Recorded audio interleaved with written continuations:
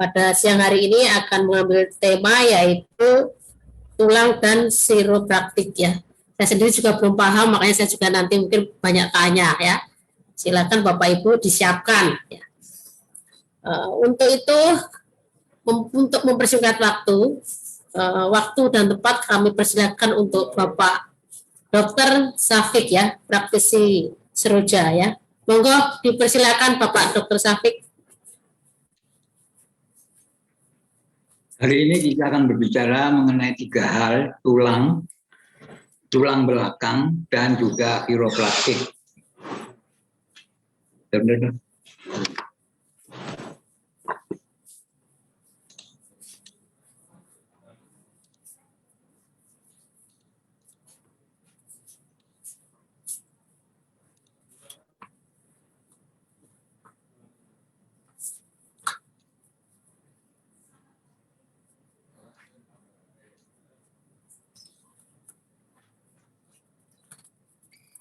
Jadi kita berbicara tulang, kemudian khusus mengenai tulang belakang, dan terapi chiropraktik.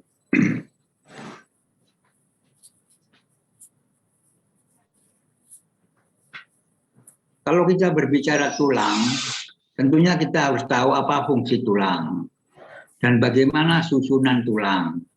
Bagaimana tulang dengan tulang membuat persendian dan apa saja bentuk-bentuk tulang. Lalu gangguan penyakit tulang apa saja, pertumbuhan tulang bagaimana, sel-sel yang menyusun tulang apa saja, kemudian bagaimana hubungan tulang dengan postur tubuh, bagaimana hubungan tulang dengan gerak tubuh, karena tulang itu adalah alat gerak pasif, sedangkan alat gerak aktifnya adalah otot. Jadi tulang akan berkaitan dengan otot. Kemudian di sini tulang juga dengan chiropraktik, tulang dengan sum-sum tulang. Tubuh kita, yaitu dinding tubuh namanya soma, itu tersusun atas otot, tulang, sendi, dan ligamen. Jadi keempat faktor ini menyatu menjadi satu sistem yang namanya sistem muskuloskeletal. Nah, struktur dari tulang. Apabila kita lihat tulang panjang, maka kita lihat pada mikroskop akan terlihat ada bagian-bagian diafisis pada batang, epifisis pada ujung, metafisis pada daerah antara diafisis dan epifisis, kemudian sendi, tulang rawan sendi, periosteum, kemudian rongga sumsum, serta lapisan dalam dari tulang yang namanya endosteum. Secara histologis, jaringan tulang itu terdiri atas 25% air, 25% serabut-serabut kolagen, dan 50% adalah merupakan garam-garam mineral terkristal. Misalnya yang paling banyak adalah kalsium fosfat. Secara anatomis, tulang dibagi menjadi 4 bagian, yaitu ada tulang panjang, tulang pendek, tulang pipih, dan tulang yang tidak beratur. Tulang panjang misalnya tulang paha, tulang tangan atas, ulna, dan tibia. Kemudian tulang pendek misalnya tulang pada tangan dan pada kaki. Tulang pipih misalnya pada skapula, sternum, tulang kepala, dan iga. Sedangkan tulang yang tidak beratur misalnya tulang pelvis dan vertebra. Nah ini lihat, jadi Anda lihat ada tulang panjang, misalnya di sini adalah humerus, ini ya, ini humerus. Kemudian ada tulang pipih, misalnya ini tulang dada, sternum, ini tulang pipih. Kemudian di sini ada tulang vertebra, ini tulang yang tidak beraturan, vertebra. Kemudian tulang lagi yang disebut dengan tulang pendek, misalnya di telapak tangan. Jadi Anda lihat komponen-komponen dari sistem tulang adalah ada tulang rawan, ada tendon, dan ada ligamentum yang melingkungi sendi, sehingga tulang satu dengan tulang yang lain bersendi. Akibatnya adanya sendi ini maka kita kenal singkatan STO, sendi, tulang, otot. Ya. Ini ada ligamen, ya, ini ada bursanya, dan tulang-tulang tadi ada tulang panjang, pendek, pipih, tidak beratur, dan tulang sesamoid, misalnya pada platela. Ya. Jaringan tulang. Jaringan tulang secara fisiologis berfungsi, secara anatomis mempunyai struktur, ada struktur yang padat, ada struktur yang berongga-rongga. Secara histologis ada sudah diketahui, sedangkan homeostasis pada tulang, bagaimana terjadinya proses remodeling tulang yang patah kemudian menjadi tulang yang baik lagi, bagaimana peranan tulang dalam melakukan keseimbangan homeostasis kalsium. Anda lihat di sini, ini ada bagian yang berongga-rongga. Ini namanya substansia spongiosa. Ini adalah sumsum tulang, ya. Ini tulang yang padat, substansia compacta, ya. Ini pembuluh-pembuluh darah. Kalau dilihat secara isolir, lihat di sini yang compacta ini berlingkar-lingkar. Di tengah-tengahnya ada pembuluh darah, ya. Kemudian di sini Anda lihat antara satu darah dengan yang lain saling berhubungan, sehingga dengan demikian tulang diliputi juga dengan pembuluh darah dan saraf agar supaya tulang tadi bisa berfungsi dengan baik. Di dalam tulang ada sumsum tulang, ya, ada substansia spongiosa, ya, bagian tulang yang berongga-rongga. Di dalamnya ada sumsum tulang, ada sumsum tulang merah, ada sumsum tulang kuning.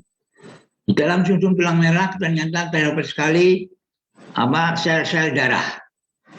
Sehingga disebut, maka dikatakan fungsi tulang juga adalah dalam rangka untuk membuat sel-sel darah merah. Namanya eritropoiesis. Ini gambarnya pembuluh darah, ini sumsum tulang, ya. Ya, ini gambar tulangnya. Nah, ini sel-sel yang ada, sel-sel eritroblas, sel eritrosit, leukosit, trombosit. Nah, secara embriologis kita ketahui bahwa sel sperma dan ovum ini akan membuat yang disebut dengan zigot. Zigot berkembang menjadi blastokis, akhirnya menjadi bakal embrio yang terdiri atas 3 lapisan, paling luar ektoderm, kemudian mesoderm, dan entoderm. Nah, ektoderm ini akan menjadi kulit dan epidermis, akan menjadi sel-sel otak, sel-sel saraf, ya. Sedangkan yang mesoderm akan menjadi sel otot, sel jantung, ya, sel-sel ginjal, eritrosit, dan sel-sel otot. Sedangkan entoderm akan menjadi sel-sel pada paru-paru, sel tiroid, dan sel pankreas. Nah, Anda lihat pada sumsum tulang belakangnya, sumsum tulang ini akan dilihat ada berbagai macam sel, yaitu namanya osteoblas. Ada osteoklas, adalah sel-sel tulang yang menyerap tulang. Jadi kalau bentuknya tulang tidak baik, maka osteoklas akan membuat bentuk tulang menjadi lebih baik. Kemudian ada sel-sel osteoblas. Ini adalah sel-sel yang membentuk osteosit. Ya, osteoblas membentuk matrik tulang, kemudian osteosit adalah sel-sel tulang yang menjaga agar jaringan tulang tetap padat. Nah, ini eritropoiesis pada sel-sel darah, hematositoblas, akan berubah menjadi eritrosit, monosit, neutropil, basofil, eosinofil, trombosit, dan akan menjadi sel imun, sel T, dan sel beta. Dan ini terjadi pada daerah sumsum tulang. Sumsum tulangnya adalah sumsum tulang merah. Dari eritropoiesis bisa dilihat dari aspek perkembangannya, bisa pada modelnya, dan juga pada pengatur molekul-molekulnya. Ya.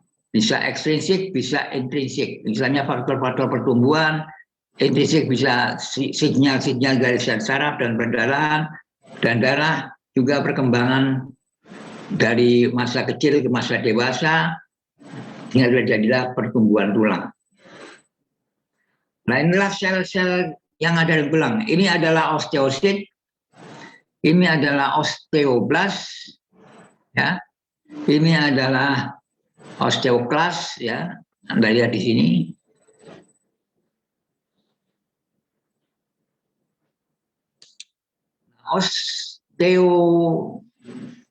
Osteosit ini adalah osteoblas ini merupakan asal dari sel-sel tulang yang berasal dari sel mesenchyme, kemudian menjadi sel-sel tulang, mengalami bentuk tulang rawan atau menjadi tulang padat, atau langsung ke tulang padat. Ditemukan di sepanjang bagian dari tepi dari tulang, dan juga lapisan bagian dalam dari tulang, dan juga pada alur-alur yang terdapat pada tulang yang terisi pembuluh darah. Sedangkan osteoblast adalah sel-sel tulang yang membentuk sel-sel tulang. Dia membentuk dan mensekresikan serabut-serabut kolagen dan juga senyawa-senyawa organik lainnya yang dibutuhkan, serta matriks tulang. Dan juga dia bisa memulai proses kalsifikasi penulangan. Apabila dia telah berkumpul di dalam matriks ekstraseluler, dia akan terdapat di dalam suatu osteosit, kemudian membuat cairan-cairan dan akhirnya bisa membentuk sel-sel tulang.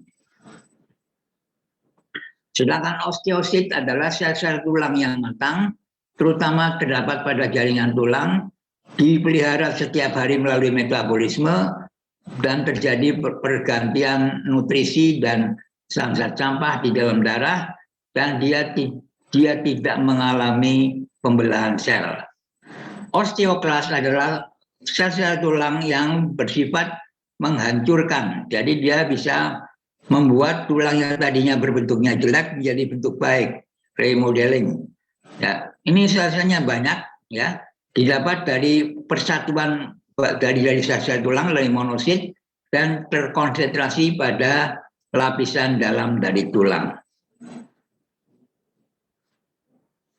Sekarang matriks tulang, 65% dari matriks tulang adalah matriks senyawa anorganik. Ya, 65% dari berat tubuh. Terbentuk terutama bentuk-bentuk kristal kalsium, fosfat, dan karbonat. Ada lagi materi yang bersifat organik, itu 35% dari berat tubuh tulang. Berat tulang, ya. Dia dalam bentuk serabut-serabut kolagen tipe 1 dan juga matriksnya. Matriks ini tersusun secara melingkar, konsentrik, dan tersisipi. Tulang pasti adalah merupakan alat gerak pasif. Dia adalah meruang perlekatan dari otot. Jadi ada hubungan antara tulang dan otot.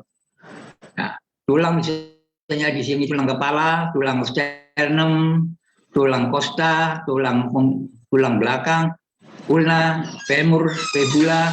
Ini semua adalah tulang-tulang panjang yang menyusun dari tubuh kita, dan tiga tulang-tulang tadi melekatlah otot-otot, misalnya otot pectoralis, deltoid, bicep, abdominal, quadriceps femoris, gluteus maximus minimus, dan triceps serta trapezius. Ini nama-nama otot yang melekat pada tulang, sehingga dengan demikian otot itu merupakan alat gerak aktif, sedangkan tulang alat gerak pasif. Jadi kalau tulang adalah merupakan bagian yang keras, sedangkan otot bagian yang lunak dan elastis.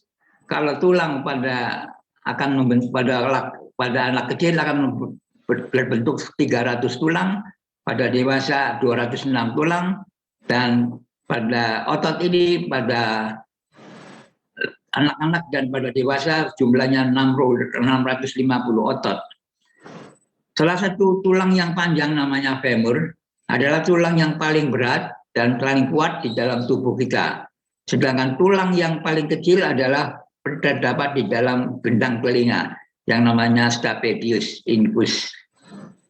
Stapes incus. Fungsi daripada tulang adalah pertama untuk membuat bentuk dan struktur, untuk melindungi organ-organ yang ada di dalamnya, untuk perlekatan otot, untuk menghasilkan sel-sel darah, dan juga untuk menyimpan kalsium. Jadi untuk menunjang tulang adalah bagian dalam dari tubuh yang menyokong dan menguatkan organ-organ tadi supaya dia bisa berdiri tegak. Sedangkan melindungi, dia menjaga organ-organ dari kerusakan yang ada dari luar. Gerakan adalah merupakan aktivitas pada sendi-sendi dari otot, kemudian penyimpanan lemak, penyimpanan zat-zat mineral yang tersimpan di dalam tulang, dan juga pembentukan sel-sel darah. Jadi fungsi dari sel tulang adalah satu, penunjang, pelindung, memberikan alat bantu dalam gerakan untuk melakukan homeostasis keseimbangan zat-zat mineral, untuk produksi sel-sel darah, dan untuk penyimpanan trigliserida. Ini hubungan antara vitamin D dan metabolisme tulang. Ini adalah homeostasis dari tulang. Jadi kalau kalsiumnya di sini akan meningkat, ya, maka kelenjar tiroid akan mengeluarkan kalsitonin. Sehingga dengan demikian osteoklas akan menghambat, sehingga dengan demikian terjadi penyerapan kalsium di dalam tulang, di dalam ginjal menurun, sehingga akibatnya kadar kalsium dalam darah juga menurun, mengakibatkan kepada kadar kalsium normal. Sedangkan apabila terjadi penurunan dari kalsium ini, maka akan terjadilah rangsangan kepada kelenjar paratiroid sehingga mengeluarkan hormon, sehingga terjadilah peningkatan osteoklas, kalsiumnya akan direabsorpsi dari urin, dari ginjal, dan kalsium tadi akan diserap untuk menjadi bagian dari sintesa vitamin B serta tulang tadi. Ya, inilah gambarannya metabolisme kalsium. Ya, di mana osteosit, osteoblast, osteoklas saling kerjasama sedemikian rupa sehingga dia bisa membuat tulang tadi menjadi sehat. Tulang dengan tulang membentuk sendi. Jadi ada klasifikasi sendi, ada klasifikasi berdasarkan pada fungsi, ada klasifikasi berdasarkan bentuk. Kalau berdasarkan bentuk, ada yang merupakan sendi yang fibrotik, ya, terfiksir, tidak bisa bergerak. Ada sendi yang pakai selang rawan, dia setengah bisa bergerak, dan ada yang punya rongga yang namanya sinovia, sehingga dia mudah bergerak. Jadi Anda lihat di sini ada yang bersifat tidak gerak, ada yang setengah gerak, dan ada yang full gerak. Jadi klasifikasi sendi secara struktural ada fibrotik, cartilaginous, ada sinovial. Ya, ini ditandai dengan adanya serabut-serabut kolagen yang mengelilingi sendi, sehingga misalnya terdapat pada sutula, yaitu pada hubungan tulang batok kepala, syndesmosis, komposis ada tulang pada gigi, sifatnya tidak gerak, dia sedikit bergeraknya atau bahkan tidak bergerak sama sekali. Kemudian yang cartilaginous misalnya terdapat pada ujung-ujung dari tulang cartilago atau tulang rawan, sifatnya sinkrondosis, misalnya pada simfisis pubis, dan dia tidak bergerak atau sedikit bergerak. Sedangkan yang paling mudah bergerak adalah yang berbentuk sinovia karena ada ruangan yang berisi cairan sendi. Ya, ditutupi oleh kartiloge sendi dan tertutup di sini terdapatlah dalamnya ada cairan. Ya, bisa planus, bisa seperti esel, bisa pivot, bisa kondyloid, bisa bentuk pelana kuda, dan bisa berbentuk bola dan sendi. Ini gerakannya lebih mudah, maka disebut diartrosis. Tulang mudah patah. Nah, inilah berbagai macam tulang normal dan yang patah. Ini patah, ya, avulsio, bagian kecil dari sini patah, atau terjadi remuk di tengah-tengah ini, atau kominotit. Di sini ada bentuk patah yang tidak kelihatan, kemudian ada yang patah yang miring, ada yang berbagai tempat, kemudian ada yang berbentuk torus, bentulan di sini, ada juga yang spiral, ada yang juga transversal. Sehingga dengan demikian tidak bentuk-bentuk fraktur tulang atau patah tulang yang tergantung daripada arah patahan tadi. Inilah sendi sinovial. Jadi di sini ada kapsula sendi, di dalamnya ada cairan sendi, ada kartilago sendi, sehingga dengan demikian dia bisa bergerak lebih bebas. Jadi ada membran sinovial, ada kartilago, dan ada kapsul. Ya, misalnya pada patella, misalnya pada lutut. Nah, kita ketahui bahwa medula spinalis itu terdapat di dalam tulang belakang, ya. Dan dari medula spinalis tadi, saraf-saraf yang spinal keluar di antara tulang-tulang belakang. Kemudian tulang-tulang belakang itu hubungannya secara satu dengan lain saling terhubungkan dengan baik melalui tulang rawan yang namanya discus intervertebralis. Kita ketahui bahwa kedokteran barat itu menurut jurnal kedokteran barat adalah pada tahun 98 ternyata bisa menyebabkan 220 kematian karena kesalahan pemberian obat. 28% karena salah masuk, nah, atau salah memberikan pengobatan tadi, resep. Kedokteran atau alopati adalah dia hanya bisa menghilangkan gejala dari krisis yang ada dan tidak bisa menyembuhkan kesehatan. Ya, obat hanya bisa menurunkan kolesterol, tetapi pada waktu yang jangka panjang justru akan membahayakan kesehatan dan juga membahayakan struktur kimia dan faali dari tubuh. Dikatakan bahwa obat tidak pernah menyembuhkan penyakit. Dia hanya merupakan mengurangi gejala, ya. Sehingga dengan demikian manusia tadi bisa, yang tadinya nggak bisa duduk, bisa duduk. Apabila ada racun-racun disebabkan karena pemberian obat yang terlalu banyak, justru akan memperberat penyakitnya. Nah, sekarang kita mulai berbicara tulang belakang, adalah susunan tulang-tulang vertebra yang terdapat pada tulang belakang. Tulang belakang ini penting karena apa? Dia akan menentukan postur sikap tubuh. Ya, apabila terjadi gangguan ataupun pergeseran, maka akan terjadi gangguan postur tadi.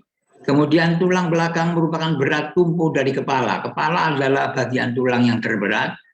Dan oleh karenanya tulang belakang apabila terjadi gangguan bisa disembuhkan dengan cara chiropraktik atau dengan cara yoga. Kedua cara ini dapat dilakukan dan bisa memperbaiki kondisi tulang belakang. Inilah tulang belakang, ya. Ada bagian servikal, ya, semua saraf-saraf yang keluarnya tadi, ini adalah organ-organ yang dikelola oleh saraf-saraf dari saraf spinal yang keluar dari tulang belakang. Ini bentuk tulang belakang pada waktu bayi, lengkung bentuk C. Ya, ini sudah mulai kelihatan ada lengkung di sini. Ya, ini pada penampang kelihatan di sini ada lordosis leher sebanyak 20 derajat sampai 40 derajat, ada kiposis 20 sampai 40 derajat, ada lordosis lumbar sebanyak 30 derajat 50 derajat, dan ada juga kiposis sakral. Bagian-bagian dari tulang belakang, ada bagian servikal, ada bagian torakal sebanyak 12 tulang, ada lumbal dan ada sakral. Dan sakral tadi menyatu menjadi sakrum. Daerah-daerah dari tulang belakang tadi, ya, dari mulai telinga, ya, odontoid, tubuh servikal ke-7 sampai ke sakral tadi.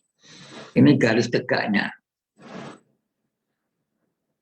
Fungsi daripada tulang belakang adalah untuk menahan terhadap beban berat aksial yang disebabkan oleh karena adanya proses kiposis, lordosis, adanya massa yang banyak karena tiap masing vertebra tadi bisa membuat beban, kemudian juga elastisitas yang ditebalkan oleh karena adanya sifat lordotik, hipotik, serta adanya gerakan-gerakan multiple yang bisa dilakukan oleh masing-masing segmen dari tulang belakang.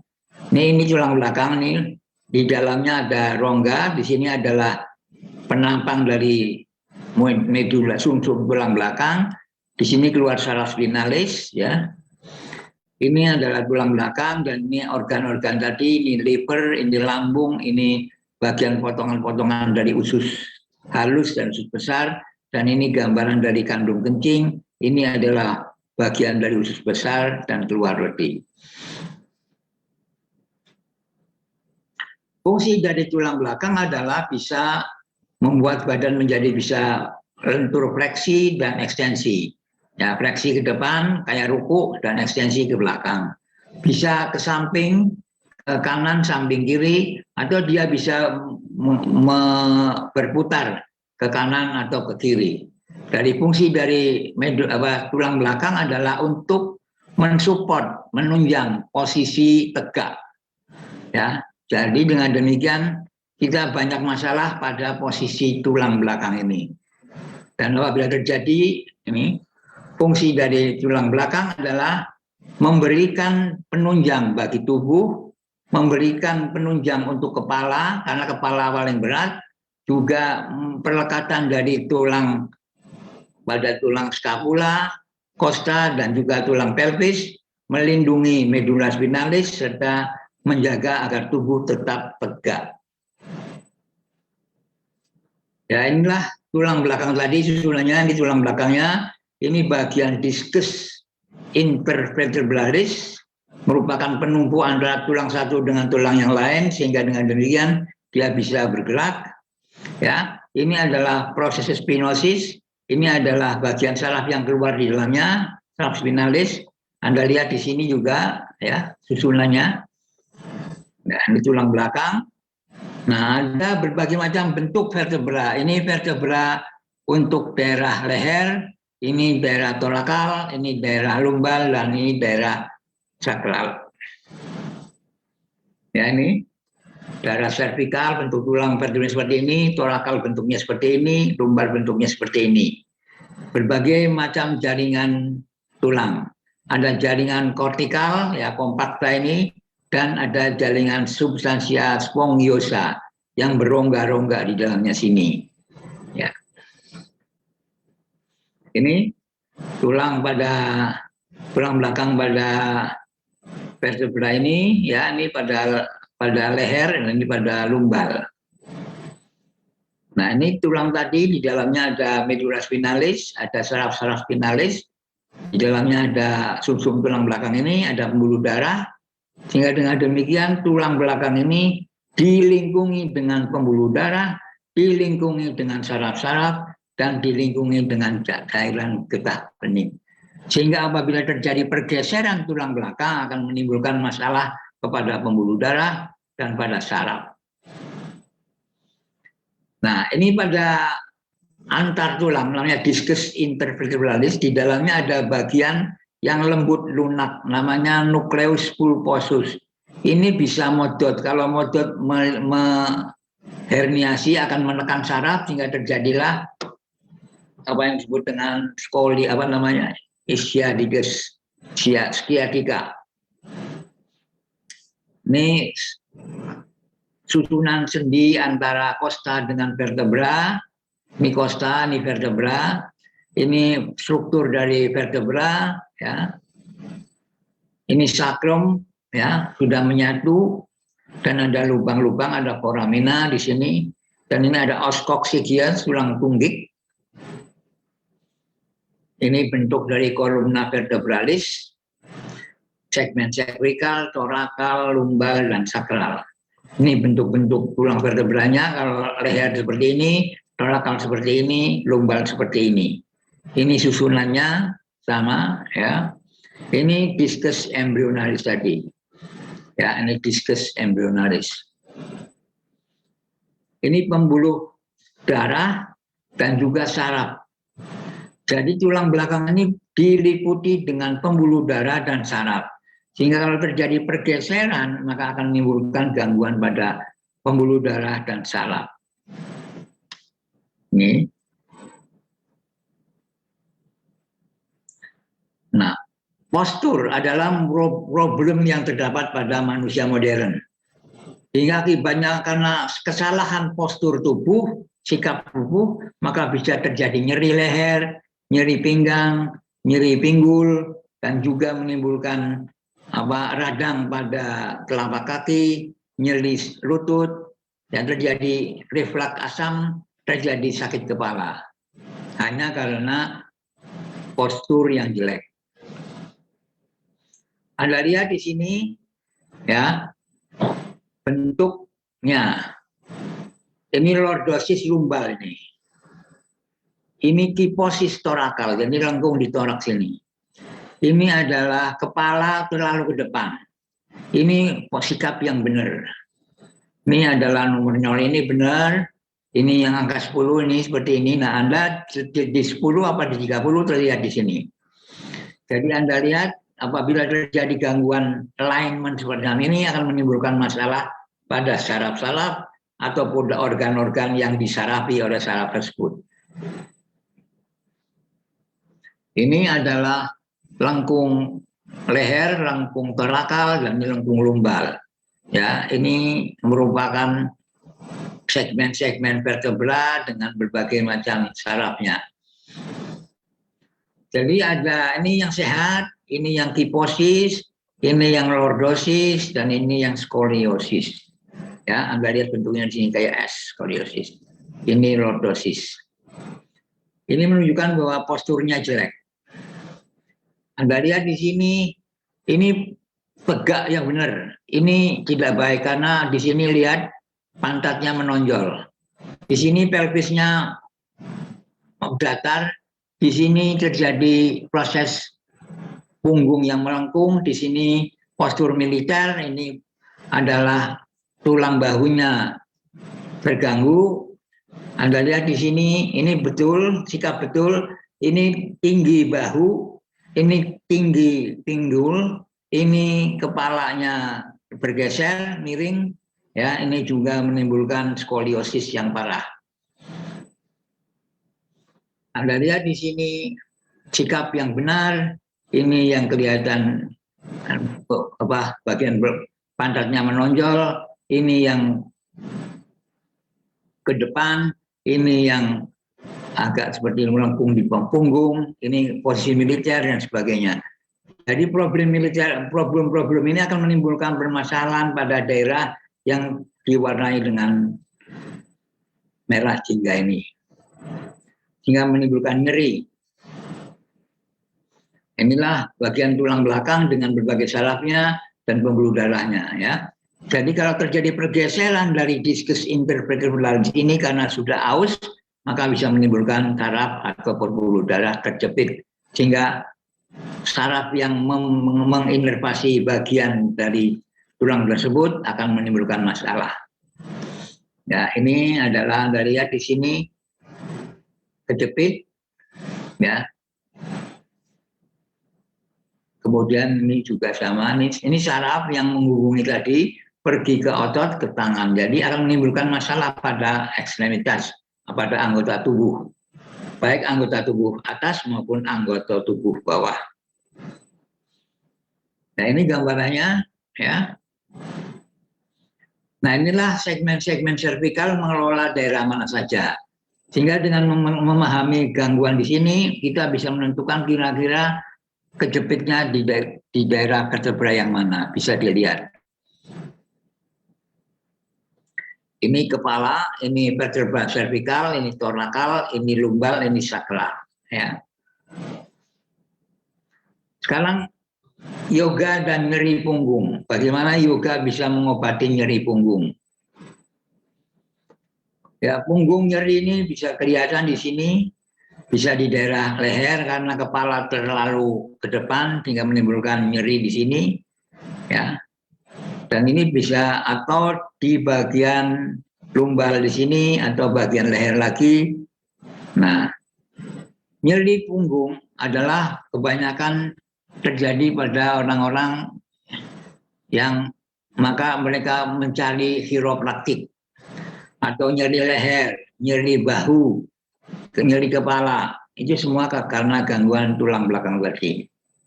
Inilah yoga untuk menguatkan nyeri, menghilangkan nyeri punggung.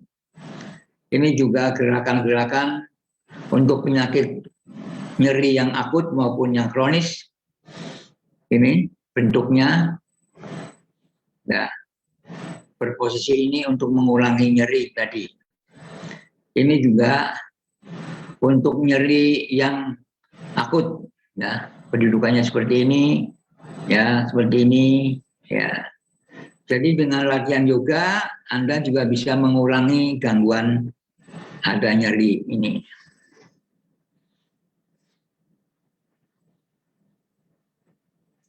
Nah, terjadinya gangguan misalignment pada vertebra ini karena adanya gangguan postur, karena terlalu bergeser ke satu sisi, atau terjadinya perbedaan panjang, atau gangguan dari bahu ataupun gangguan dari pelvis yang lebih tinggi, atau terjadinya spasme otot, berkurangnya gerakan, dan juga karena sudah aus, karena jadi adanya gangguan tulang tadi akan menimbulkan gangguan saraf, akan menimbulkan fungsi abnormal, dan akan menimbulkan sakit.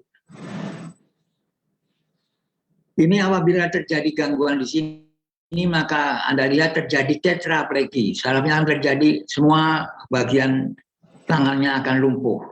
Kalau di sini akan menjadi tetraplegi juga, tapi pada luka pada cervical 6. Kalau di sini pada torakal akan menjadi paraplegi, jadi hanya 2 kaki.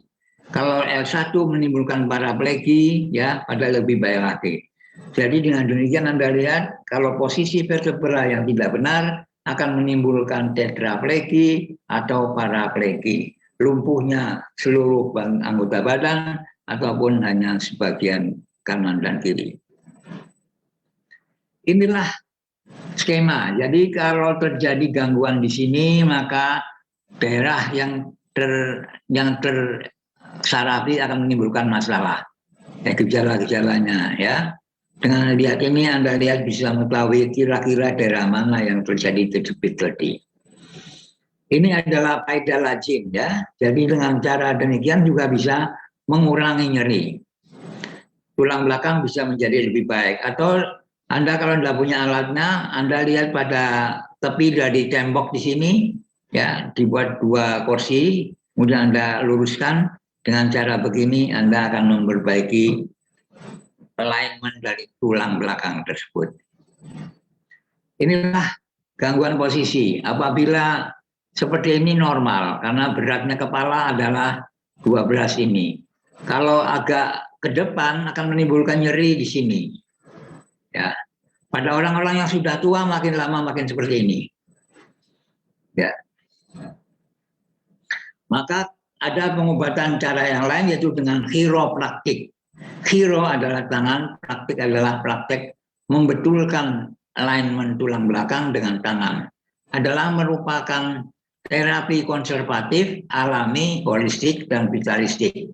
Ya, dengan menggunakan paradigma kesehatan yang rasional secara filosofik maupun secara ilmiah. Chiropraktik didasarkan pada hipotesa ilmiah, di mana apabila tulang belakang susunannya ataupun sikapnya benar, maka tidak akan mengganggu sistem saraf dan akan bisa mengontrol, mengatur kesehatan dan fisiologi daripada tubuh kita. Jadi apabila kita lakukan chiropraktik, kita bisa memperbaiki sistem imun, bisa menimbulkan energi lebih, bisa membuatkan postur yang lebih baik, bisa memperbaiki mood, bisa juga meningkatkan keluasan atau fleksibilitas, dan juga bisa membuat tidur yang lebih enak.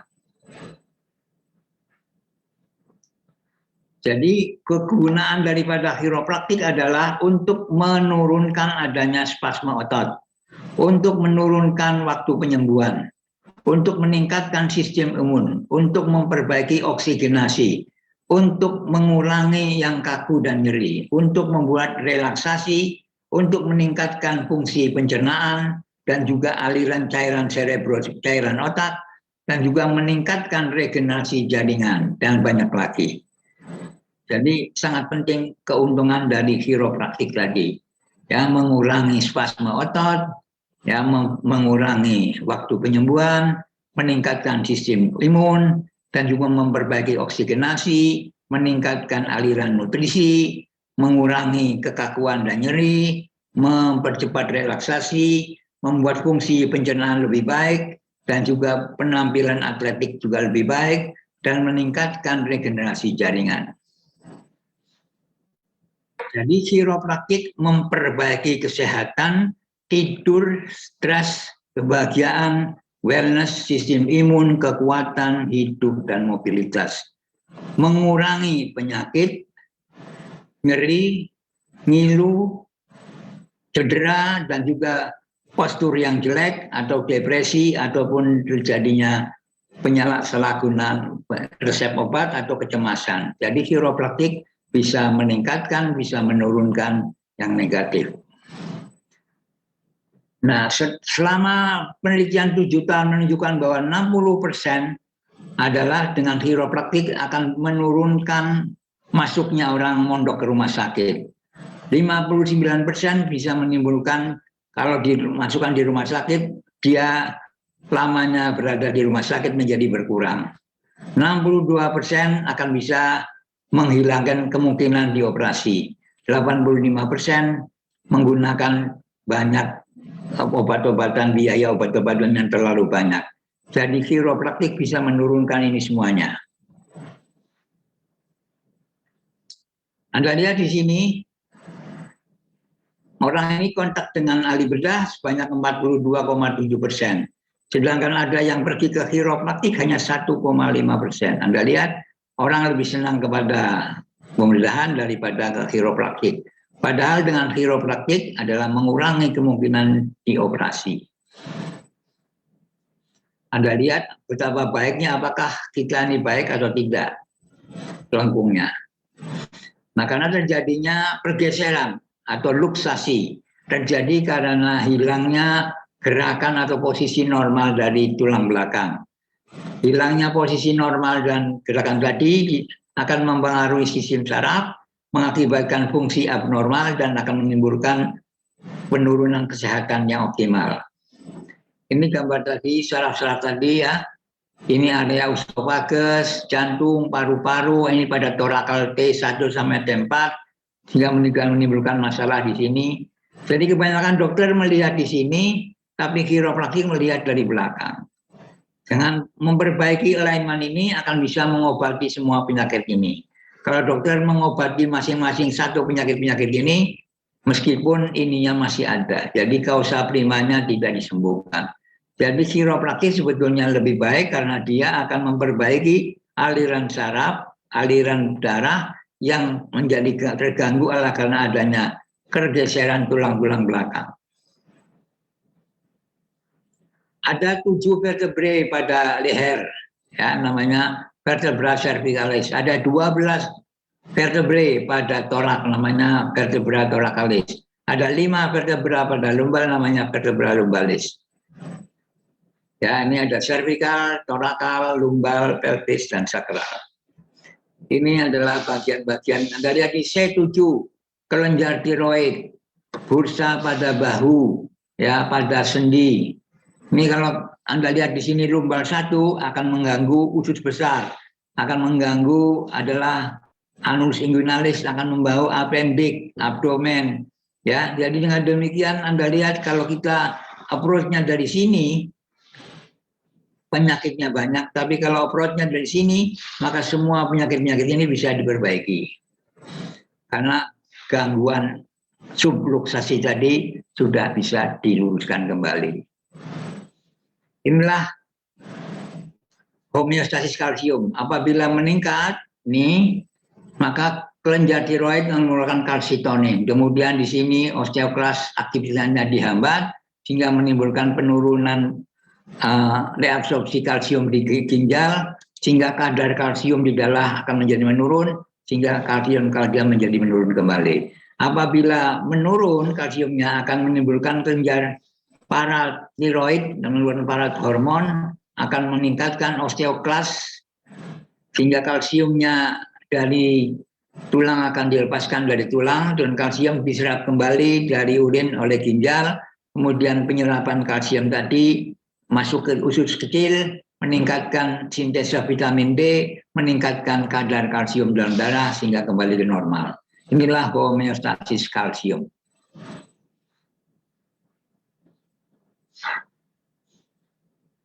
Menua itu karena hilangnya tulang, hilangnya otot, dan karena banyaknya lemak. Ya, sehingga terjadilah obesitas yang disebut dengan osteosarkopenik obesitas, yang bisa menimbulkan fraktur, gangguan fungsi, dan gangguan morbiditas. Terapi melatonin pada Alzheimer ini bisa menimbulkan berbagai. Kita tahu melatonin adalah hormon yang dikeluarkan oleh kelenjar pineal. Dia bisa mengobati Alzheimer melalui berbagai macam mekanisme, melalui regulasi insulin, melalui homeostasi kalsium, melalui disfungsi mitokondria, anti-aging, dan sebagainya. Adalah bagaimana cara agar supaya pada saat penuaan tulang makin kuat. Mempraktekkan berat beban, latihan-latihan berat beban, minum kalsium, minum vitamin D, vitamin K, kemudian memakan diet yang kaya dengan omega 3 dan juga onion itu bawang. Inilah makanan-makanan yang bisa meningkatkan kekuatan tulang, ya. Sarden, salmon, tahu, ya, white bean, spinach, ya. Ini adalah makanan-makanan yogurt yang bisa, keju, yang semua merek yang bisa meningkatkan kekuatan tulang. Kita ketahui pada tumbuh-tumbuhan ini di atas adalah ada mikro dan makronutrien, sedangkan pada tanah akan terlihat mineral-mineral yang diperlukan, ada nitrogen, fosfor, potasium, magnesium, kalsium, yang semuanya namanya mikronutrien. Jadi kalau kita mempunyai pupuk yang mengandung kekurangan ini akan menimbulkan juga masalah pada tumbuh-tumbuhan tadi. Jadi untuk tumbuhnya tumbuh-tumbuhan perlu cahaya, perlu karbon dioksida, perlu air, dan perlu struktur tanah yang baik. Sehingga dengan demikian nutrien yang ada pada tumbuhan ini, baik bersua makronutrien misalnya nitrogen, fosfor, kalsium, sulfur, magnesium, dan kalsium, serta mikronutrien misalnya boron, koper, iron, klorida, mangan, semuanya bisa tercukupi dengan baik kalau 1, 2, 3, 4 ini terpenuhi dengan baik. Inilah tulang pada usia 30 tahun dan ini tulang pada usia 40 tahun. Inilah tulang kehilangan di sini fungsi, ya. Ini tulang yang masih baik, ini tulang sudah osteoporosis, berlubang-lubang. Ini usia 30 tahun, 50 tahun, 70 tahun. Lihat di sini kepala makin menunduk. Karena ini berat sekali dan ini menimbulkan gangguan pada vertebra servikal. Jadi karena gangguan homeostasis bisa terjadi osteoporosis. Adalah terjadinya penyerapan tulang yang lebih besar daripada deposisi tulang. Disebabkan oleh karena kurangnya hormon estrogen pada wanita, kurangnya olahraga terhadap stres dari tulang, dan tidak cukupnya intake kalsium dan fosfor, dan abnormalitas pada metabolisme vitamin D, serta hilangnya massa otot karena kurang gerak. Ini yang sehat, ini yang osteoporosis. Sehingga dengan demikian mudah patah. Ya, ini normal, ini osteoporosis. Resiko yang menyebabkan osteoporosis adalah postmenopause, usia tua, pengobatan, gangguan endokrin, artropati inflamasi, gangguan darah, gangguan nutrisi. Ya, sehingga menimbulkan densitas mineral di tulang menurun, terjadi ketidakseimbangan antara remodeling tulang, terjadi penyerapan tulang, terjadinya resiko fraktur. Ya, ini sama ya. Ya, jadi adanya hormon tadi menimbulkan keseimbangan vitamin D. Ini sama ya, sama kalsium sama ya, sama.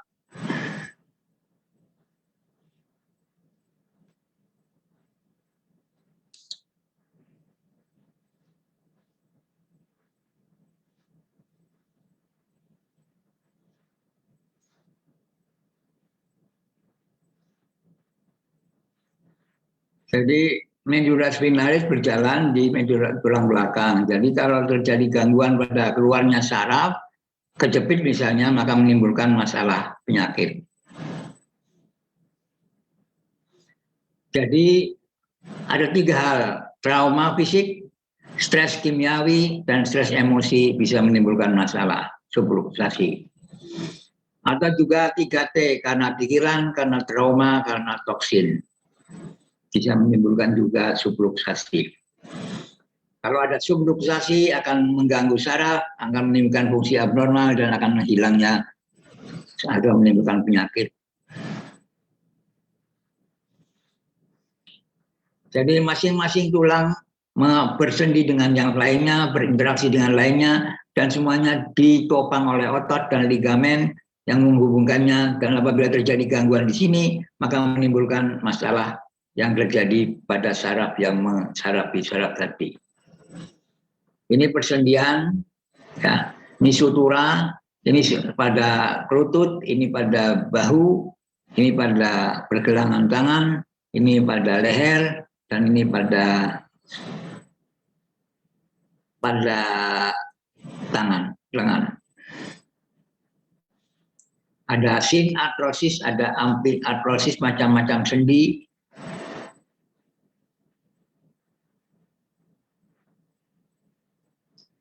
Klasifikasi patologi tulang, karena penyakit-penyakit tulang infeksi, karena terjadi gangguan perkembangan tulang, karena terjadinya gangguan metabolisme pada tulang, terjadi gangguan aliran darah pada tulang, terjadi penyakit paget, dan juga tumor pada tulang. Oke. Misalnya ini bagian-bagian sendi-sendi. Demikian saya telah menjelaskan mengenai tulang belakang, yoga, dan chiropraktik. Semoga bisa memberikan pencerahan dan pemahaman, sehingga dengan demikian pentingnya postur tubuh kita, sebaik-baiknya waktu duduk, waktu berdiri, sikap tegak, dan selalu olahraga dan sebagainya. Jangan terlalu membawa beban-beban berat, karena bisa membuat kemiringan bahu, kemiringan pinggul, dan apabila terjadi itu akan menimbulkan masalah. Ya, bisa menimbulkan gangguan pada usus besar, gangguan jantung, dan lain sebagainya. Dan dengan demikian, maka pada klinik Audi kita lihat adalah klinik Seroja dengan melakukan terapi semacam ini agar supaya tulang belakangnya menjadi lebih baik lagi. Jadi klinik Seroja menekankan kombinasi chiropraktik dan juga lajim dan lain sebagainya secara lebih sederhana. Terima kasih, Bu Harni. Oke, ya luar biasa. Materinya hari ini luar biasa, Bapak Ibu ya. Ternyata tulang belakang sangat mempengaruhi ya kesehatan kita. Jadi barangkali nanti pertanyaannya banyak sekali ini ya, karena materinya juga luar biasa dan panjang sekali ini Pak Dr. Syafiq ya. Ini kita juga jadi mengerti ya.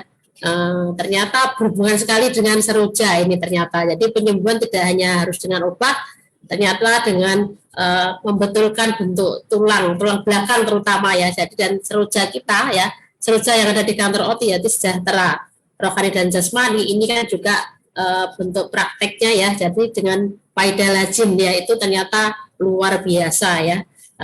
Kira-kira monggo dipersilakan yang mau bertanya. Waktunya mumpung nih masih longgar nih, monggo silakan yang mau bertanya. Tolong ya, dibuka nanti. Saya mau nanya. Monggo Brian ya. Monggo silakan. Oke. Pak Syafiq, kalau hiperplasia tulang itu apa ya, Pak? Hiperplasia tulang bahwa itu jaringan dari tulang itu akan menjadi meningkat. plasia itu meningkat. Jadi ada anaplasia, ada displasia ya. Jadi matriks tulangnya menjadi menebal. Karena banyak faktor. Kalau penyebabnya kenapa Pak? Kira-kira Sekali. Jadi misalnya sekarang hiperplasia karena terlalu digunakan terlalu lama juga bisa menimbulkan. Jadi gerakan-gerakan yang terlalu banyak juga bisa menimbulkan. Karena ini merupakan proses adaptasi sel. Dulu kan pernah saya jelaskan sel adaptasi. Ada anaplasia, ada hiperplasia, ada hipoplasia, ada metaplasia, sampai kepada kanker. Jadi penggunaan tulang yang berlebih-lebihan bisa menurunkan resorpsi tulang menjadi osteoporosis atau bahkan bisa menjadi hiperplasia tadi. Dan ini terjadi pada sel-sel tulang, ada osteosit, osteoklas, osteoblast tadi. Tergantung faktornya. Jadi maka kalau kita duduk atau kita bekerja, jangan melulu pada posisi tertentu. Duduk, kadang-kadang berdiri, entah duduk lagi dan sebagainya. Jadi dengan demikian tubuh akan menjaga keseimbangan. Jangan terlalu lama pada posisi tertentu, akan menimbulkan masalah yang begitu banyak. Dan terutama pada tulang belakang karena dia kalau misalnya kayak kecelakaan gitu Pak. Gimana? Gimana? Misalnya kayak kecelakaan atau kebentur apa ya? Bisa menyebabkan hiperplasia enggak? Bisa juga. Tapi kebanyakan kalau tulang-tulangnya pada tulang panjang kan fraktur ya. Tapi dapat juga karena kecelakaannya tidak begitu berat, bisa terjadilah peningkatan sel-sel tadi yang namanya hiperplasia.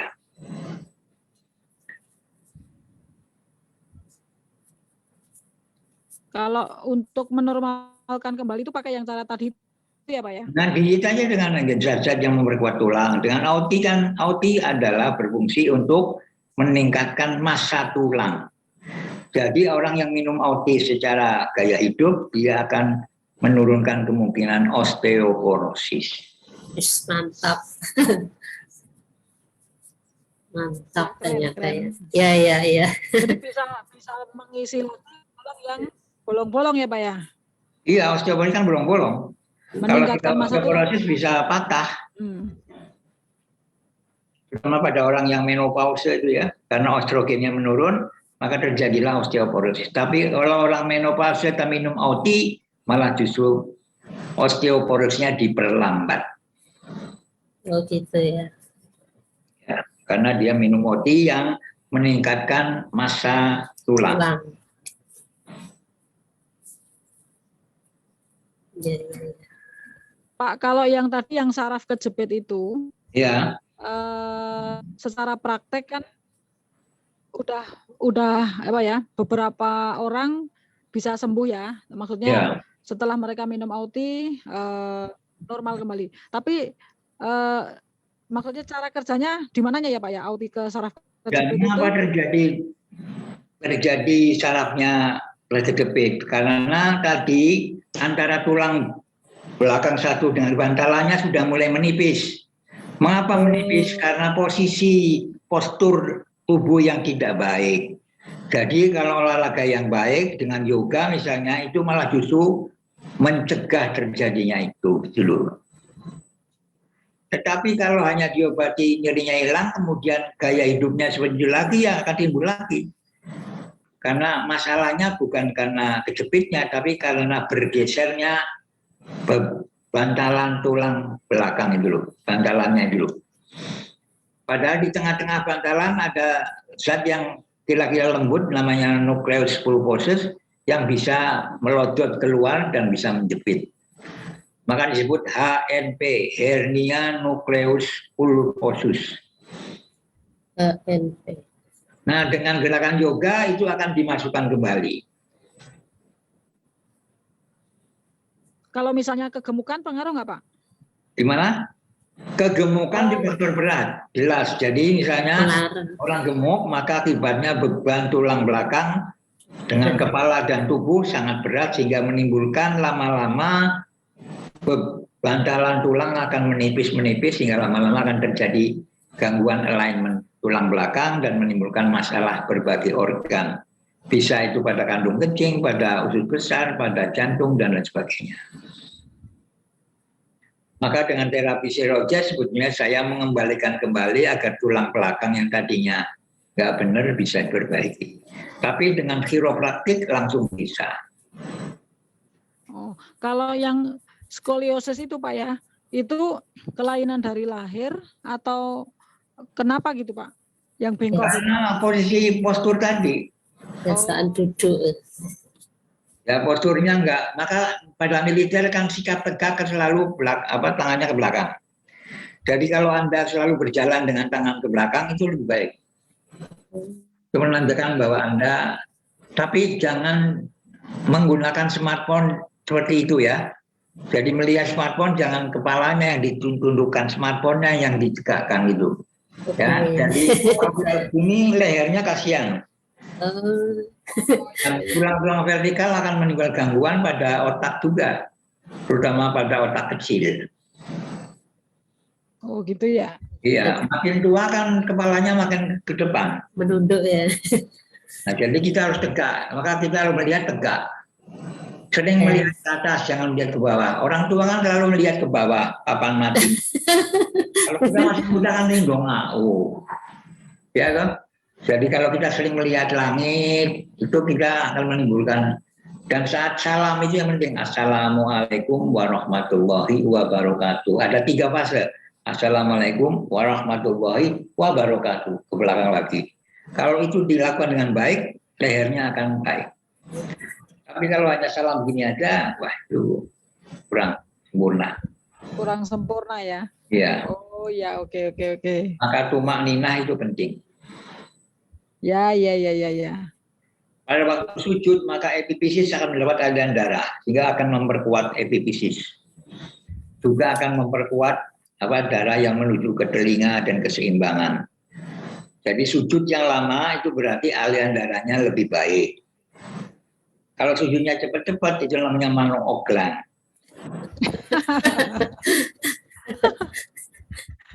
Ruku dan sujud yang lama karena itu fungsinya sangat penting. Pada waktu ruku itu tulang punggungnya akan lurus, jangan melengkung. Kalau lurus dengan baik dan tumak nina yang lama akan menimbulkan kelancaran cairan cerebrospinal, cairan otak, dan juga aliran darahnya juga akan lebih baik. Jadi dengan sholat yang baik sebetulnya kita jadi sehat. Maka sholat adalah dokter yang menyehatkan. Tidak baik puasa. Puasa itu kan sholatnya lebih banyak, jadi lebih hebat lagi. Mas Tio, baterainya mati. Oke Pak Safik ya, jelas. Ya. Kalau yang itu Pak, kalsium itu Pak? Kenapa? Maksudnya kekurangan kalsium kan tetap pengaruh juga ya Pak ya? Ya tadi kan saya sebutkan makanan-makanan yang memperoleh kalsium, ada susu, ada salmon, ada sarden, dan sebagainya, ada yogurt dan sebagainya. Tinggal mencari makanan-makanan itu aja dengan minum yang baik. Korma juga bisa. Oke. Ya. Oke Pak Safik, terima kasih banyak. Kembali. Silakan Pak Harni. Jadi sebetulnya Tuhan itu sangat cinta kepada makhluknya yang namanya manusia. Sehingga dia disuruh syahadat, disuruh sholat, disuruh puasa, disuruh haji, disuruh zakat. Itu semuanya adalah untuk detoksifikasi. Kayak kerjanya auti detoksifikasi. Jadi dengan cara kita melakukan ibadah yang sungguh-sungguh, yang tumanina, berarti kita telah mendetoksifikasi tidak hanya dari zat kimiawi, dari pikiran, dari keyakinan, dari keraguan-raguan, yang semuanya akan kita menjadi lebih kuat, menjadi lebih beriman, dan lebih khusyuk kepada Tuhan. Jadi Tuhan ingin supaya setiap tahun manusia itu fitri, suci. Tiap hari kita puasa, malam hari kan puasa. Tiap minggu kita puasa, Senin, Kamis. Tiap bulan kita puasa, ya pada bulan 2, 3, 4. Kemudian pada tiap tahun kita puasa Ramadan. Jadi puasa itu adalah alat atau cara untuk memperpanjang usia. Telomernya akan tidak cepat memendek. Racun-racunnya akan dikurangi. Dan beban kerja pencernaan akan dikurangi, jadi tubuh bisa mengeluarkan racun-racun yang selama ini tidak bisa keluar, bisa keluar. Jadi dengan puasa yang baik, imanan wahtisaban, maka kita akan baik. Tapi kalau hanya puasa kemudian makannya buka puasanya makin banyak, jadi kayak orang ngamuk, ya sama aja bohong. Namanya balas dendam, Pak. Dendam. Biasanya kalau puasa berat badannya pada naik, Pak. Wah, itu karena banyak manis-manis loh. Ya, kemudian makan, pakailah Herbalife temulawak. Pokoknya makan Herbalife temulawak. Wah, jangan. Yang namanya musibun itu nggak baik. Berhentilah makan sebelum kenyang. Ya, secukupnya aja. Kalau orang bilang sak majo. Jadi budaya kita itu budaya yang sama Jo, jangan berlebih-lebihan lah. Jangan mengikuti orang barat, lain.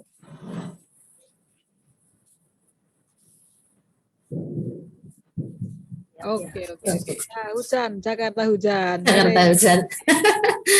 Sudah cukup, Burian? Oh iya. Terima kasih. Oh iya. Oke, ya. Monggo siapa lagi yang mau bertanya, silakan. Wahyu nggak kelihatan nih. Telat. Wahyu nggak kelihatan. Biasanya telatnya lagi telat orang goen.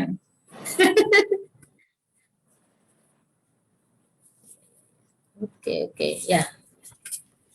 Pak Sapik mau nanya. Ayo monggo, silahkan. Wajahnya nggak kelihatan nih. Wajahnya kelihatan ya?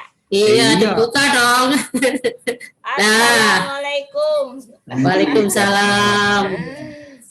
Ya Pak, kalau apa yang membedakan kan kadang-kadang yang membedakan persis antara asam urat, antara pengeroposan tulang ataupun otot Pak, itu sebetulnya yang membedakan persis banget itu apanya Pak? Nyerinya atau apanya Pak? Mohon petunjuk. Ya asam urat kan ya asam urat, otot ya otot. Kalau osteoporosis kan pada tulang. Tulang itu ada rongga-rongganya. Dimana kalau rongga-rongga tulang tadi, kalau Anda pernah makan tulang lah itu. Nah tulang duri lunak misalnya itu kan di dalamnya ada yang rongga-rongga. Nah di rongga-rongga itu ada sumsum tulang kuning atau sumsum tulang merah. Yang sumsum tulang merah itu untuk membuat eritrosit. Jadi ya beda. Kalau otot kan otot melekat pada tulang. Kalau ototnya terlalu kerjanya terlalu kuat, tulangnya bisa mengalami gangguan juga. Misalnya pada spasme otot, ini tulangnya akan tertarik, akan bisa menimbulkan masalah pada sendinya. Sehingga dengan demikian bisa terjadi gangguan gerak.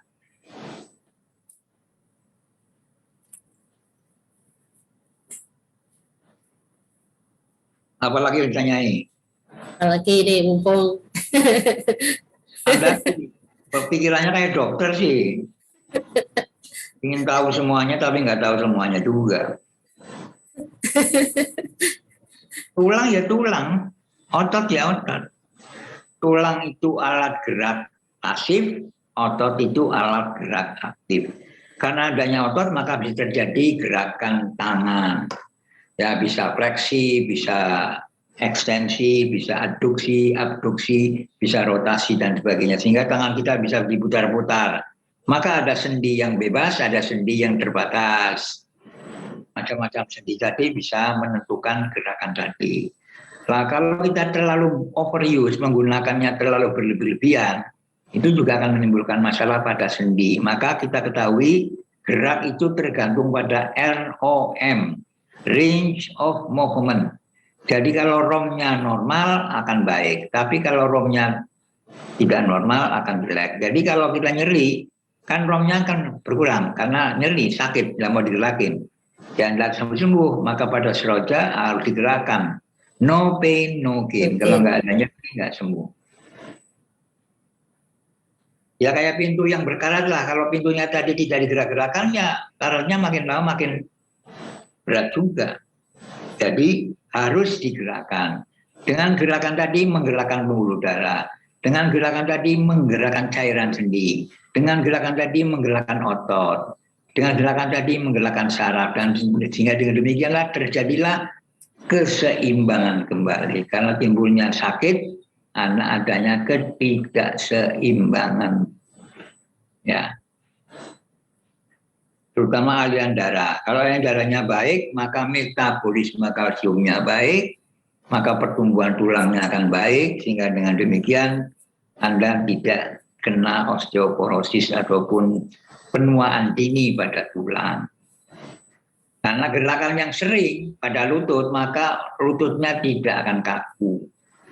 Kalau kaku akan menimbulkan nyeri. Kalau nyeri akan menimbulkan tidak mau bergerak. Makin tidak bergerak, pembuluh darah venanya akan terganggu, terjadilah gangguan venous return, beban jantung kanannya akan meningkat, akan menimbulkan masalah gagal jantung kanan. Jadi gerak itu penting. Kalau kita tidak bergerak, namanya kita darmo. Orang yang mati kan tidak bergerak. Kalau orang hidup adalah bergerak. Jadi bergeraklah. Bergerak yang paling baik adalah gerakan sholat yang tumak ninah. Pada waktu berdiri ya tegak, pada waktu ruku yang betul, sujud yang betul, jangan terlalu cepat, dan dengan demikian aliran darah semuanya akan bisa lancar. Sholat itu sudah dibuat sedemikian rupa supaya sesuai dengan susunan fitrah tubuh kita. Agama Islam adalah agama fitri yang cocok untuk manusia yang fitri. Saya kira jelas. Ya, sudah jelas nih THI. Diam aja. Iya, bingung ya Pak. Karena dia cara berpikir kayak dokter, dia ingin mencari penyebab nama penyakit segala. Nah, nama penyakit itu hanya sekedar label saja. Iya. What is in the name? Nama itu nggak penting. Yang penting itu orangnya itu loh. Penyebabnya apa? Penyebabnya adalah ketidakseimbangan. Ketidakseimbangan apa? Ketidakseimbangan posisi, ketidakseimbangan nutrisi, ketidakseimbangan pikiran, ketidakseimbangan gerakan dan sebagainya. Semua itu karena itu. Manusia itu sukanya tidurnya miring kiri, tidak pernah miring kanan. Nah, iya, betul. anak kaki bisa mati kalau tidak bergeser-geser tuh. Ya, sekian tahun berada dua, tapi Tuhan menggeserkan dia miring kanan, miring kiri agar supaya jantungnya bisa baik. Maka tidur yang paling baik adalah miring ke kanan, itu kan miring ke kiri, karena memberi ke jantung. Nah, semua kalau aturan-aturan Nabi dilaksanakan sehat deh. Nggak usah pakai nama-nama obat, tunggu gerakan-gerakan sholat yang baik, pikir yang banyak, don't worry, be happy. Semua sel akan senang. Sel-selnya berpikir la ilaha illallah, la ilaha itu loh. Iya. Ini kan betul-betul menjadi sel yang sehat. Betul ya. Jadi sholatnya yang rajin, sujudnya yang banyak, sama minum OT, sudah sehat ya dokter ya. Iya. Mau tanya? Semoga tidak puas jawaban saya. Kalau puas nanti Anda nggak mau tanya lagi. Tanya lagi, Dai. Aduh, tidak puas nanti di Solo ya Pak. Ya, Maida Lajin itu loh yang bagus sekali. Ya kan kalau sekarang itu kebanyakan kasus di lapangan itu, apalagi mungkin karena orang kasar itu kebanyakan sering berdiri kayak ya Pak ya. Jadi dibilang asam urat dia bagus gitu kan, kadar asam uratnya gitu. Terus ya Anda lihat orang desa kan nggak pernah kena asam urat. Karena dia seimbang antara gerak dan makannya. Ya enggak, kalau orang kota itu neko-neko, pikirannya bermacam-macam, makanannya terlalu banyak, ya, keinginannya terlalu berlebihan, ya rusak tubuh. Kalau lidahnya bergoyang, makan terus.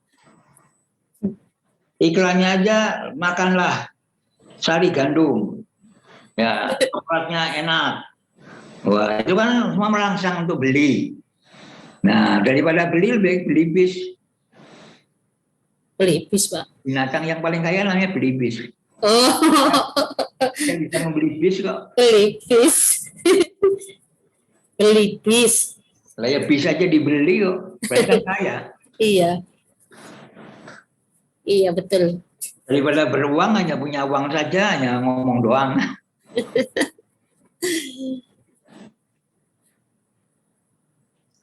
Berapa pengikut hari ini? 19 tadi, Pak. Oh ya.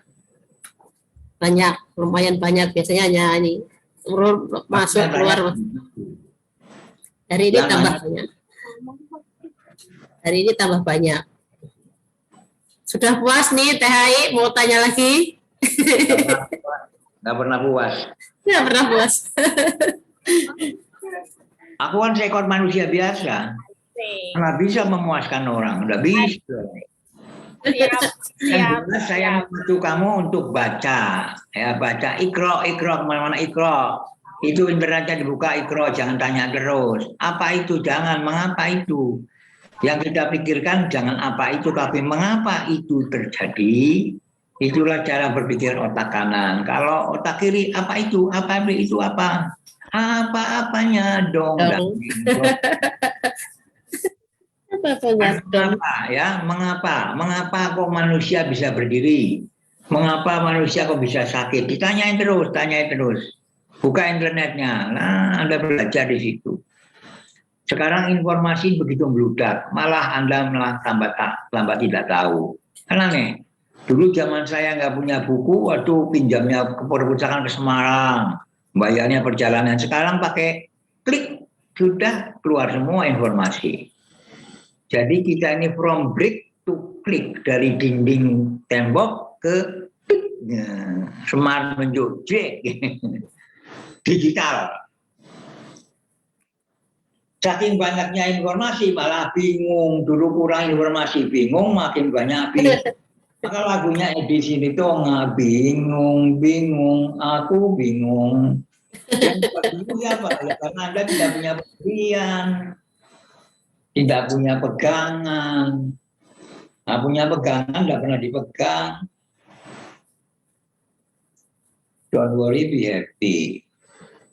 Kalau pegangannya sama Tuhan, selesai semua. Gitu ya. Siap. Terima kasih banyak. Ya, jangan cari puasan. Yang sudah Anda pahami, dalami terus, kembangkan. Nanti akan mencapai. Ya. Tapi kalau Anda pikirannya melonjak-lonjak, nggak pernah yakin, wah itu berbahaya. Lagunya Nenek bilang itu berbahaya. Oh. Kok tahu sih, Pak? Pinter, setiap hari lihat. Setiap hari lihat wajahnya jadi Ya, karena kan punya mahasiswa tipe kayak kamu itu. Terus. Tapi kalau ditanyai malah diem saja, aliran kebatinan. Ingin tahu banyak, tapi banyak yang tidak tahu. Masa sih, Pak? Enggak begitu Banyak lah, ya banyak orang yang banyak tahu pada tidak tahunya. Banyak orang yang tidak tahu pada tahunya, kan lo bingung gitu. Sebaiknya banyak tahu dari akan tidak tahunya. Jadi dengan demikian kita ini tenang. Ilmu Anda, pengalaman Anda sudah begitu banyak, tapi tidak pernah Anda syukuri. Tidak pernah Anda dokumentasi di otak Anda. Malah kadang-kadang goyah keyakinan yang dulu karena ada kasus baru bingung. Wah, ini nanti gimana? Akhirnya poco-poco. Yuwas wisu durinas. Minal jinnati wanas.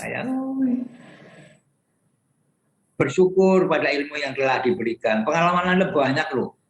Dari wajah Anda tahu banyak loh. Tapi sekarang jadi tahu tidak banyak. Bingung lah. Jakarta itu kan penuh dengan pengalaman yang banyak. makanya banyak kemauannya ya Pak ya di kota. Iya, tapi karena orang Jakarta bingung, tawaf terus dia mubeng-mubeng terus nggak ada. Nggak pernah makomnya di mana nggak tahu. Itu tanya sama Burian dulu. Sampai Burian juga bingung lihat anak buahnya bingung semua. Ya lagi mengamati dulu nih Pak nih. Ya. Nggak apa-apa. Yang sudah Anda miliki, dalemi, syukuri, kembangkan, berikan pada yang lain. Yang belum diketahui, Anda buka internet, belajar sendiri. Why? Mengapa? Why? How? If? Itu loh. Cara kerjanya otak kanan, jangan pakai otak kiri. Why? Mengapa Pangeran Diponegoro mati? Kapan matinya Pangeran Diponegoro? Mati diapal ke. Yang apa yang diperjuangkan Pangeran Diponegoro? Itu yang penting, bukan mati nih Pangeran Diponegoro. Itulah cara berpikir otak kiri. Banyak informasi, tapi semuanya informasi sampah. Tetapi kalau otak kanan, informasi yang betul-betul tahu mengapa aku dilahirkan. Untuk apa hidupku? Sampai kemana nanti hidup dan matiku? Kan begitu. Itu karena mengapa. Jangan mengapa dipakai kalau cinta saja. Mengapa kau tidak mencintai diriku? Wah, menangis lagi. Lagu melo. Berarti lagu melo nggak bagus. Lagunya Pus, why do you love me? Kan gitu. Ya dong, pakai why. Berarti lagu melo nggak bagus deh. Ditambah. Bingung lagunya Edi Sulitonga. Bingung, aku bingung. Kan itu ya. Tiap hari kurang terus. Akhirnya jadi kurang ajar.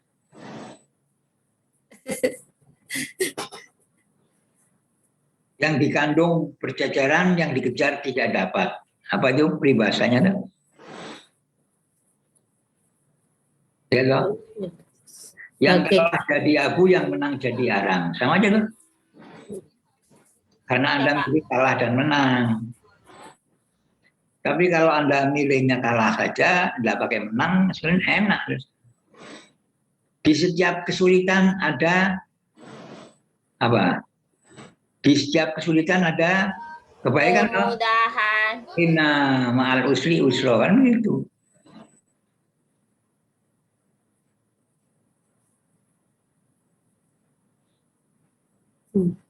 Pernah Anda dalami yang tahu mengapa OT merupakan obat satu untuk semua? Pernah ditanyakan itu? Pernah dipelajari? Enggak pernah. Saking biasa dengan OT, pokoknya OT begini gimana. Tapi penyebab ini topik-topik seminar saya itu sudah cukup banyak. Tapi yang diserap sedikit. Iya Pak.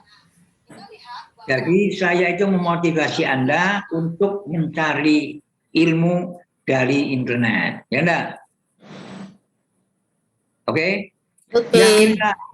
Otaknya juga sama, hidung juga sama, Allahnya sama, nabinya sama, membernya juga sama. Kalau Anda member, saya memble.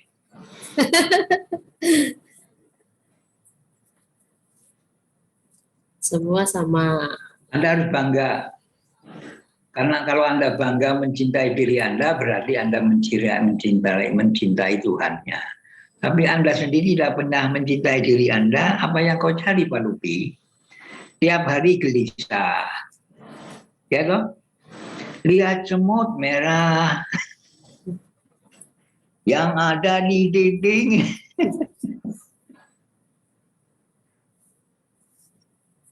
Ya, harus senang dan mau puasa. Iya. Ini sebentar lagi kan puasa. Iya. Ya marhaban ya Ramadan. Iya. Semoga ini kita makin banyak waktu untuk belajar. Belajar Quran sumber dari ilmu. Jadi kalau kita menguasai Quran berarti menguasai semua ilmu. Ya toh? Ya. Kan tumbuh-tumbuhan yang ditumbuhkan oleh Allah, ya enggak? betul. Dan semua tumbuh-tumbuhan kan selalu bermanfaat. Ada manfaatnya, ada yang tidak manfaat. Itu semuanya inna ma'al usri yusra itu loh. Ya enggak? Ya, Tai itu jelek, tapi kalau untuk pupuk baik. Kan begitu.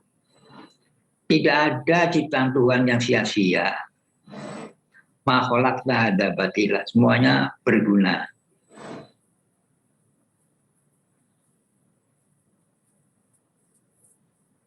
iya, betul. Betul sekali. Jadi kembali ke tulang Ya. punggung. Kembali ke tulang ya. Sudah jelas, sudah paham semuanya ya. Saya juga sedikit mau tanya dokter ya. Ini kan banyak saya juga ada pengalaman nih ya, tetangga yang pernah kecelakaan tapi kok lumpuhnya baru sekarang. Ini apa penyebabnya dokter? Apa bisa dibantu disembuhkan dengan seroja mungkin? Ya, kecelakaan itu bisa saja terjadi pergeseran sedikit. Lama-lama karena bebannya makin banyak, pergeseran makin lama makin banyak. Jadi pada saat kecelakaan tidak ada gejala, begitu sudah lama timbul gejala, itu banyak. Ya, misalnya orang kebentur kepala, tadinya nggak apa-apa, setelah lama kemudian baru pusing-pusing. Ya karena ada urat yang nggak benar, gitu loh. Jadi begitu uratnya tadi makin lama makin berkuasa, maka timbul gejala. Maka selalu setiap kalau kita jatuh kecelakaan, kita cek. Ya. Nah, dengan seroja itu kan sebenarnya saya itu ngecek otot-ototnya. Karena kalau ototnya baik, aliran darahnya baik. Kalau aliran darahnya baik, jantungnya akan kerja baik. Kan begitu. Iya. Semua nutrisi, semua obat lewatnya air. Airnya namanya darah. Darahnya ada darah kotor, ada darah bersih. 80% darah adalah darah kotor. Jadi darah kotor itu tergantung pada gerak tubuh. Kalau kita nggak gerak, darah kotornya macet. Kalau macet, jantung kanannya kerja berat. Kalau jantung kanannya kerja berat, darah yang pergi ke paru-paru untuk dioksigenasi menjadi berkurang, maka timbullah masalah jantung kiri. Gagal jantung kiri terjadi hipertensi. Itu semuanya adalah gangguan aliran darah. Ya enggak? Iya. Jadi kalau kita selalu gerak berarti aliran darahnya baik. Ruku yang lama, sujud yang lama, sampai nganggo nangis. Nabi aja pernah sampai kakinya bengkak terus berdiri lama. Tapi karena dia nikmat dengan bertemu dengan Tuhan ya, jadi semuanya hilang. Seperti orang lagi bercinta-cintaan lah, lupa diri. Belum makan ya tidak terasa lapar karena ada cinta yang di depannya. Jadi rasa cinta itu kadang-kadang melupakan hal-hal yang negatif-negatif. Iya. Jadi kerjakan semuanya dengan sungguh-sungguh dan cari apa benefitnya. Oke. Jangan lagunya bangun tidur terus mandi, habis mandi dan itu kan namanya rob. Hari ini harus berbeda dengan hari esok. Kalau hari ini dan hari esoknya sama, itu namanya kita mati dalam kehidupan. Kita hidup tapi mati. Lah kalau mati dalam kehidupan, wah berbahaya loh. Kita nggak pernah berubah, kita nggak pernah bertambah ilmu, kita hanya bingung sendiri. Kayak orang geling and belung, linglung.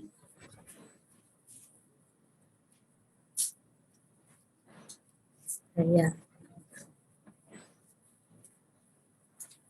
Oke, ini ada pertanyaan lagi nih, satu lagi ini kalau masih ada barangkali. Silakan.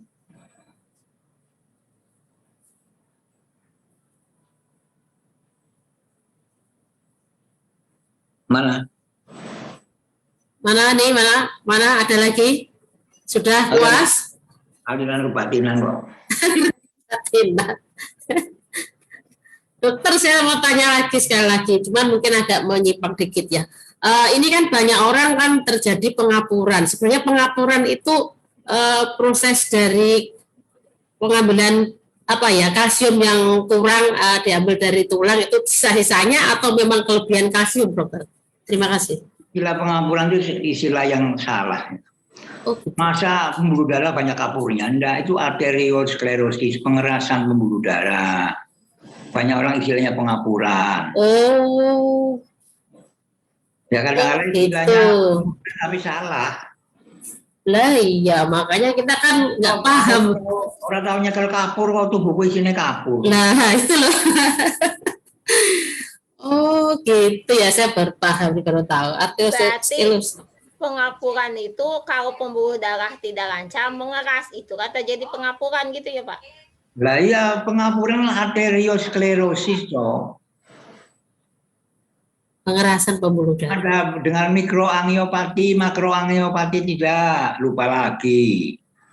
Ya. Nah, ada neuropati, ada ya toh, retinopati, ya, ada neuropati. Jadi karena lemak-lemak tadi menempel pada di buluh darah, maka terjadi pengerasan. Pengerasan arteri namanya arteriosklerosis. Kalau pada arteri kecil arteriosklerosis, sehingga timbullah mikroangiopati. Kalau pada arteri makroangiopati, ada hipertensi menyebabkan gangguan jantung, gangguan ginjal, gangguan otak sampai stroke, stroke. Iya. Bentar, Pak, itu kalau yang apa? Kok pengapuran tulang belakang ya Pak? Nah makanya ini jadi kesimpangan salah ini pengertian kan ya. Kita taunya pengapuran itu bukannya tulang, ternyata pembuluh darah. Kalau pengapuran pada tulang lain lagi. Ini kalsifikasi. Ya, pengapuran istilahnya kalsifikasi karena deposit kalsiumnya terlalu banyak, berlebih-lebihan. Nah, akan terjadilah gangguan homeostasis metabolisme kalsium yang kaitannya dengan hormon tiroid dan hormon paratiroid. Ya, tadi yang saya jelasin. Ya, karena kalsium itu merupakan mikronutrien yang penting pada tubuh. Ya, jadi makronutrien yang penting pada tubuh. Maka kita disuruh minum susu, keju, sarden dan sebagainya tadi, yogurt, agar supaya kalsium kita ini cukup kuat. Kalau kalsiumnya kuat, maka substansia kompaktanya kuat, berarti tulangnya menjadi kuat. Kalau tulangnya kuat, tidak terjadi fraktur, tidak terjadi osteoporosis, maka osteoblastnya akan membuat sel-sel osteosit yang baru, sehingga terjadi kalsifikasi tadi. Kalau orang pada fraktur itu kan biasanya patah disambung, kemudian terjadilah benjolan loh. Iya. Ya. Lah benjolannya bisa tidak sempurna. Kalau di sangkal putus kan benjolannya tadi utuh tapi benjolannya nggak baik. Akhirnya gerakannya menjadi terganggu. Tapi kalau dioperasi maka prosesnya menjadi utuh, menjadi baik karena proses remodeling oleh osteoklas tadi. Jadi gimana Pak yang pengapuran tulang itu, yang tadi yang pertanyaannya Mbak Harni itu, tidak ada hubungannya dengan kelebihan kalsium gitu Pak? Apa kekurangan? Pengapuran itu berarti kan kelebihan kalsium. Kelebihan. Nah kalau terlalu banyak kalsium juga bisa menjadi brittle, tulangnya mudah patah. Misalnya pada orang-orang di Inggris itu ada penyakit yang bisa menimbulkan mudah patah. Jadi pengapuran ini sebetulnya istilah yang kadang-kala misleading. Digunakan pada pembuluh darah, digunakan pada tulang, tapi tidak jelas. Jadi kadang-kala penjelasannya itu tidak memberi informasi yang jelas, sampai malah membingungkan. Maka kalau bertanya kasusnya apa, istilahnya pengapuran dari mana, jangan langsung pengapuran toh. Bu Arni, mengapa ada pertanyaan begitu, ada apa? Kasusnya apa? Ya itu dok, nah kan kita ya cek kesehatan itu loh, katanya kan dia kan pengapuran kan, jadi kan kelebihan kalsium, jadi kan nggak butuh kalsium lagi gitu loh dokter. Ya itu kan namanya bukan pengapuran, jadi kalau kalsiumnya normal kan biasa.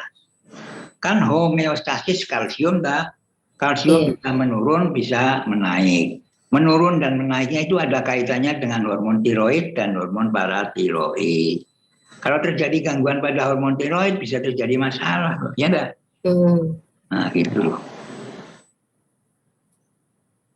Oke. Oke ya, terima kasih. Ini karena keterbatasan waktu, ini kantor juga sudah jam 3 tutup ya.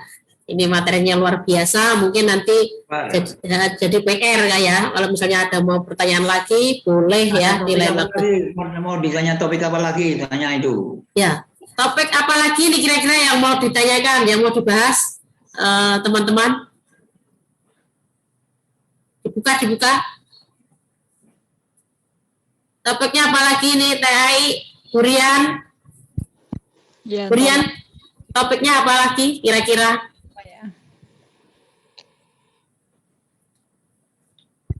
Yang masih bingung, tanya aja ngapain.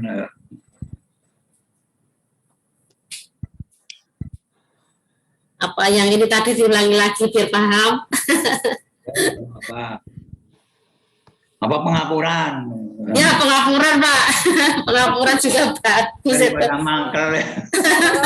Temanya sendiri. Ya, ada pengapuran. Iya, Pak. Iya, masalahnya banyak begitu. Saya juga kadang bingung ini. Pengapuran kadangnya kebanyakan nggak butuh lah. Bingung ini saya juga. Tapi saya pernah dengar kalau pengapuran itu kok pernah di yang lain ya, itu kok pengapuran itu karena proses ya, karena tubuh kita kekurangan kalsium, jadi kalsium ambilnya dari tulang, jadi Gini tulang aja, diambilin jauh. topiknya gini aja, fungsi kalsium dalam tubuh. Oh oke. Ya bagus tuh. Siap. Ya, Oke. fungsi kalsium dalam tubuh ya. Berarti Sabtu depan nih materinya bagus, Pak. Teman-teman dan prospeknya di bawah yang banyak ya. Sip. Nah, ya ini ilmunya sangat luar biasa ya, karena kita memang bener ya, kalau nggak mau belajar ya nggak bakalan tahu ya. Pada hari ini memang bener-bener ini sangat kalau dibahas masalah tulang ternyata berhubungan sekali dengan gerak dan tubuh juga, gerakan kita. Dan ternyata kita juga senang sekali dari sini kita paham ya, ternyata sholat 5 waktu ya dengan gerakan sujud yang benar, rukuk yang benar itu sudah menyehatkan ya dokter ya, ternyata ya. Ya. Kita baru paham ya kan, seperti itu ya, ternyata ini yang rahasianya di sini, termasuk juga tulang belakang ya, ternyata kan darah kotor ya itu ada di tulang belakang ya, kalau kita banyak gerak, nah darahnya menjadi bagus nanti kan gitu, jadi bersih. Senang sekali ini karena keterbatasan waktu Bapak Ibu ya, terima kasih atas partisipasinya ya, nanti dilanjut ya hari Senin ya. Senin ya masih bisa apa enggak ini ya Mas Bio? Senin depan.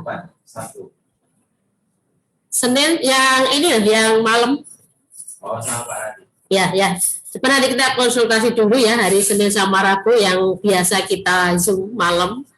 Ini masih nyambung lagi apa diliburkan dulu karena banyak yang kita harus sholat tarawih yang umat muslim ya, kita nanti juga akan tunggu kabar dari Pak Radik dan juga teman-teman yang lain ya.